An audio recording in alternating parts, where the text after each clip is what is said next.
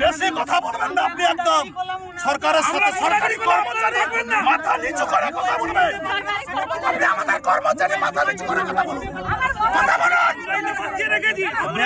বেয়াদব রেঞ্জার, বেয়াদব এর মতন কত বড় জানোয়ার, কত বড় জানোয়ার বেয়াদব রেঞ্জার আসেনি কাছে। কুকথায় পঞ্চমুখ, কণ্ঠ ভরা বিষ। তবে ইনি মহাদেব নন, ইনি অখিল। এর আগেও রাষ্ট্রপতিকে অসম্মানজনক কথা বলে দলকে বিড়ম্বনার মধ্যে ফেলেছিলেন। আসরে নামতে হয়েছিল খোদ তৃণমূল সুপ্রিমোকে। অখিলগিরির হয়ে ক্ষমা চেয়েছিলেন মমতা বন্দ্যোপাধ্যায়। এবার অখিল বচনের নিশানায় এক সরকারি আধিকারিক। মুখ্যমন্ত্রী নির্দেশ দিয়েছিলেন সরকারি জমিকে জবরদখল মুক্ত করতে।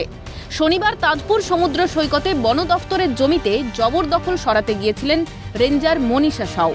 সে সময়েই অখিলগিরি সিনেমার স্টাইলে বাধা হয়ে দাঁড়িয়েছিলেন।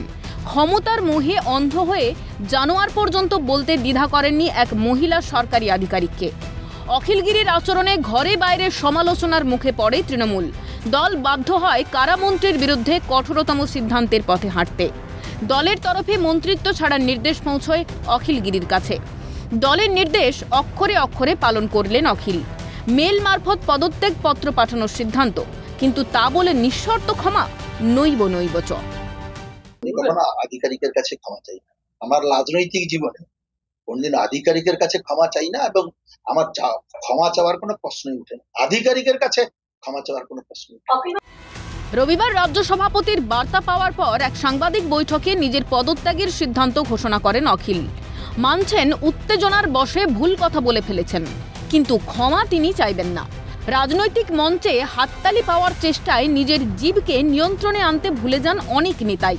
মাথায় অক্সিজেনের অভাবে চড়াম চড়াম করে বাদ্য বাজানোর কথাও বলেন বীরপুত্র। এবার সরকারি আধিকারিককে জানোয়ার বললেন অখিল।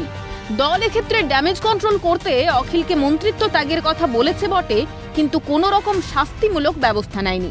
যার অর্থ একটাই, উত্তাপ কমাতে প্যারাসিটামল ব্যবহার হলো বটে, কিন্তু রোগের মূল কারণটা নির্ণয় করার উৎসাহ দেখা গেল না এবারেও।